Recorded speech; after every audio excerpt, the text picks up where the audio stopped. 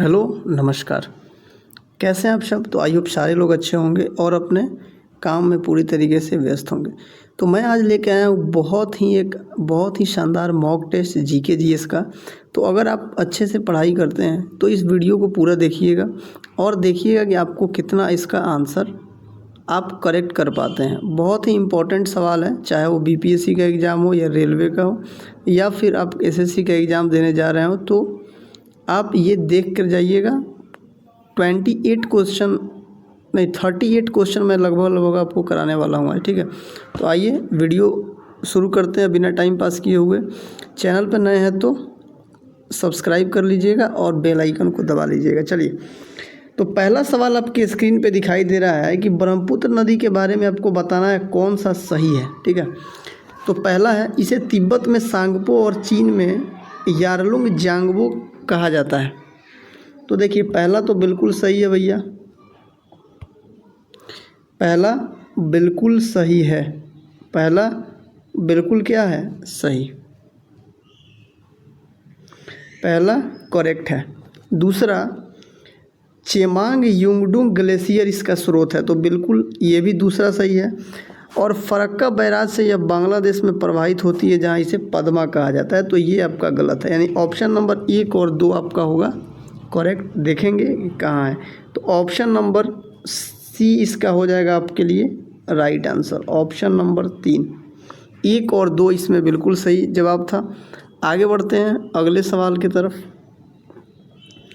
दूसरा क्वेश्चन देखिए ज़रा सा और बताइए आप लोग कि क्या होगा इसका राइट आंसर। देखिए, सूर्य ऊर्जा का एक सतत स्रोत है। बोला गया है सूर्य के वायुमंडल में कौन सी न्यूक्लियर फ्यूज होती है, बताइए ज़रा सा। तो ये आपको बताना है क्या होगा राइट आंसर। तो इसका राइट आंसर हो जाएगा ऑप्शन नंबर 2, हाइड्रोजन। हाइड्रोजन और हीलियम बेसिकली होता है, लेकिन यहाँ पे क्या होगा, हाइड्रोजन होगा सबसे ज़्यादा। मोहम्मद पैगंबर का जन्म कहाँ हुआ था? Option number 3, sorry question number 3, इसका आंसर आपको बताना है कि क्या होगा। तो इसका आंसर हो जाएगा ऑप्शन नंबर 1, मक्का। मोहम्मद पैगंबर का जन्म हुआ था मक्का में, तो 570 ईस्वी में हुआ था। अरेबियन शहर था मक्का, वहीं पे हुआ था। वह इस्लाम धर्म जो है उसके संस्थापक थे। तो आइए आगे बढ़ते हैं, अगले सवाल की तरफ चलेंगे। वार एंड पीस किसके द्वारा लिखी गई है? वार एंड पीस किसके द्वारा लिखी गई है, क्वेश्चन नंबर 4। तो बताइएगा, बहुत ही सिंपल, बार बार पूछा गया है। ऑप्शन नंबर 2 हो जाएगा लियो टॉल्स्टॉय। लियो टॉल्स्टॉय के द्वारा वार एंड पीस पुस्तक लिखा गया है। आगे बढ़ते हैं अगले सवाल की तरफ।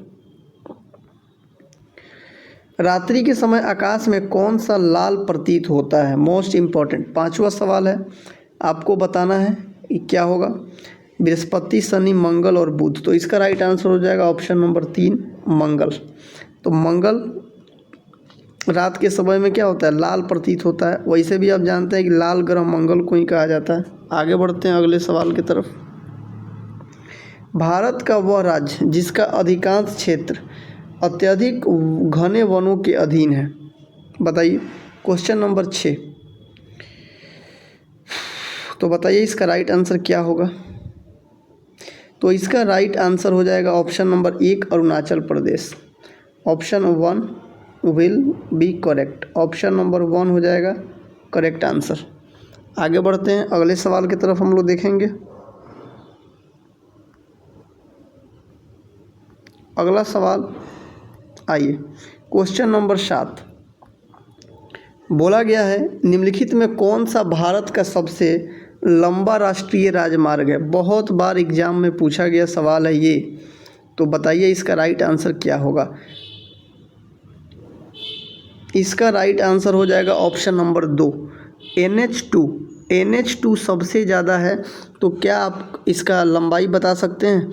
कमेंट करके आपको बताना है कि NH2 जो भारत का सबसे लंबा राष्ट्रीय राजमार्ग है, इसकी लंबाई कितनी है, ठीक है। चलिए, तो आगे बढ़ते हैं अगले सवाल की तरफ। A thing of beauty is a joy for ever पंक्तियाँ किसने लिखी हैं? क्वेश्चन नंबर 8 को आपको बताना है कि किसने लिखा है। तो ये लिखा गया है जॉन कीट्स के द्वारा। किसके द्वारा भैया? John Keats. ऑप्शन नंबर 3 हो जाएगा करेक्ट। आगे बढ़ते हैं अगले सवाल की तरफ। म्यांमार का पुराना नाम बताइए। म्यांमार का पुराना नाम क्या था? अब आपको बताना है क्या है। बहुत ही सिंपल है, वर्मा जी। समझ याद रखिएगा आप लोग, म्यांमार का पुराना नाम बर्मा था। आगे क्वेश्चन नंबर 10, ताजमहल की रूपरेखा किसके द्वारा बनाई गई? बताइए जरा सा, ताजमहल की रूपरेखा किसके द्वारा बनाई गई है? तो क्वेश्चन नंबर 10 का आंसर क्या होगा? ऑप्शन नंबर 2, उस्ताद ईसा के द्वारा बनाया गया था। आगे बढ़ते हैं अगले सवाल की तरफ। चलिए, हरित स्थल यानी ग्रीनलैंड क्या है? क्वेश्चन नंबर 11 बहुत बार पूछा गया है। ग्रीनलैंड आर्कटिक महासागर में स्थित है और विश्व का सबसे बड़ा द्वीप है, आप लोगों को पता होगा। तो इसका आंसर क्या होगा आप लोगों को कमेंट करना है।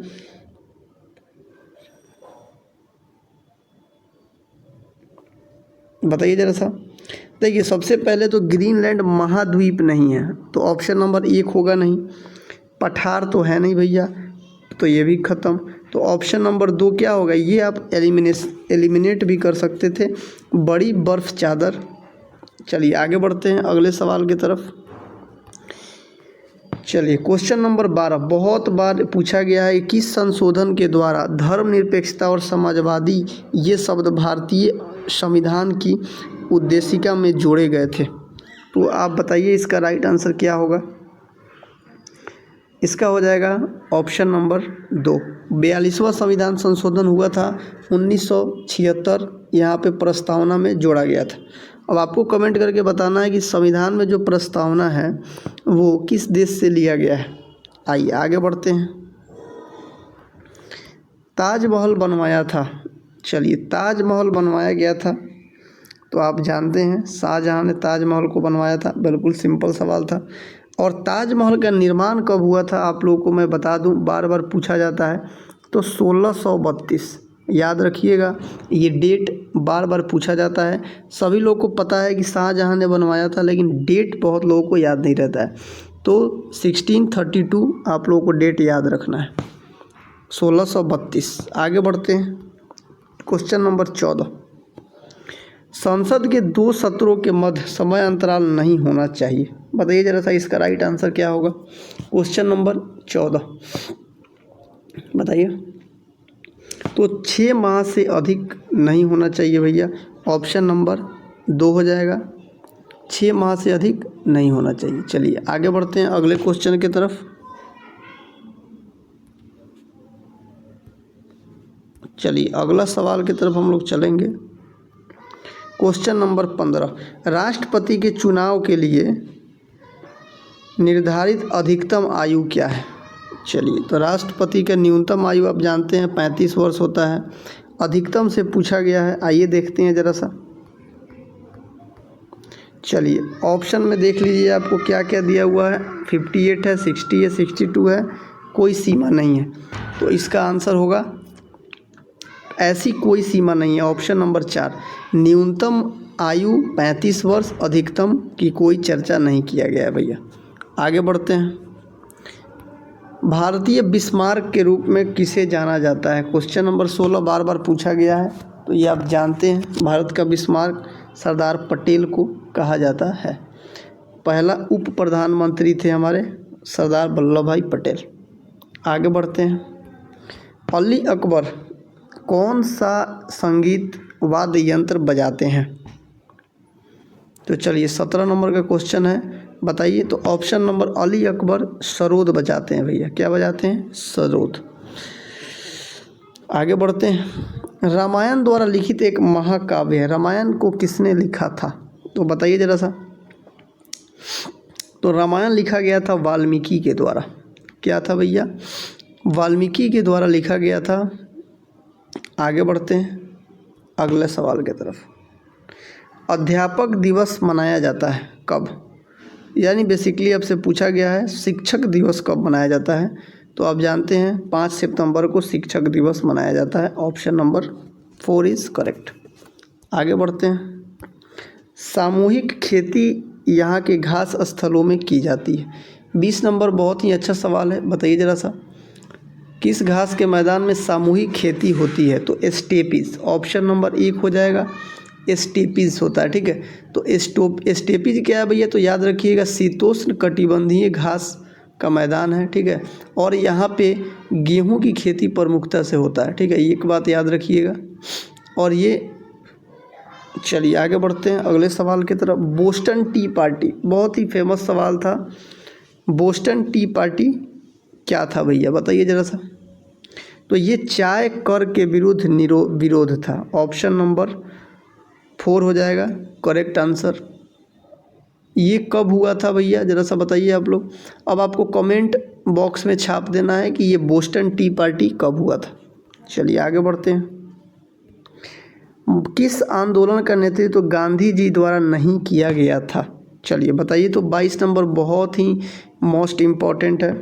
तो आप लोग जानते हैं कि बारदोली सत्याग्रह जो था ये वल्लभ भाई पटेल के द्वारा किया गया था। तो गांधी जी सविनय अवज्ञा आंदोलन का नेतृत्व किए, चंपारण सत्याग्रह और असहयोग आंदोलन का। तो ऑप्शन नंबर 3 हो जाएगा बारदोली। ये हुआ था कब? तो बारदोली याद रखिएगा 1928 में कपास के मूल्य में गिरावट होने के बावजूद, ठीक है, सरकार ने राजस्व बढ़ोतरी की घोषणा कर दी थी। यह बात रखिएगा, कपास का यहाँ पे जिक्र होगा बारदोली में। ठीक है, तो आप बारदोली सत्याग्रह से एक रिलेटेड और याद रखिएगा कि सरदार की उपाधि यहीं पे महात्मा गांधी ने वल्लभ भाई पटेल को दिया था। चलिए आगे बढ़ते हैं। आगे बढ़ते हैं अगले सवाल की तरफ। यूपीएससी के बारे में सवाल है। संघ लोक सेवा आयोग के सदस्य कितनी अवधि तक पदस्थ रहते हैं? ऑप्शन पहला है, देख लीजिए आप लोग ज़रा सा, 6 वर्ष तक या 63 वर्ष तक की आयु होने से जो भी पहले, ये बिल्कुल गलत है, ये नहीं होगा। आगे देखते हैं कितना सवाल है भैया? 23। 24 नंबर सवाल कहाँ गया? आ जाइए, चलिए यहाँ पे है। अब देखिए, 5 वर्ष तक या 60 वर्ष तक की आयु होने तक जो भी पहले हो, 4 वर्ष तक या 65 वर्ष। तो देखिए ऑप्शन नंबर 3 हो जाएगा करेक्ट। यूपीएससी का जो अध्यक्ष होता है वो 4 साल तक कार्यकाल होता है, या 65 वर्ष तक जो भी पहले वो यही होता है, याद रखिएगा आप लोग। आगे बढ़ते हैं। क्वेश्चन नंबर 24, IRDP किसके दौरान प्रारंभ की गई थी? चलिए बताइए, बहुत ही अच्छा सवाल है। तो ये 6ठी पंचवर्षीय योजना, ठीक है, तो इसमें क्या था भैया? IRDP में क्या था? तो याद रखिएगा, ग्रामीण युवाओं को स्वरोजगार प्रदान करने के लिए चलाया गया था। ठीक है, आगे बढ़ते हैं। वेदांगों की संख्या बताना है आपको। 25 क्वेश्चन बताइए। वेदांगों की संख्या है भैया आपका 6 गो वेदांग है। कौन कौन आप लोग बता सकते हैं तो कमेंट करके बताइएगा। नहीं तो याद रखिएगा, शिक्षा है, कल्प है, व्याकरण है, ज्योतिष, छंद और निरुक्त, ये 6 आपके वेदांग हैं। आगे बढ़ते हैं अगले क्वेश्चन की तरफ।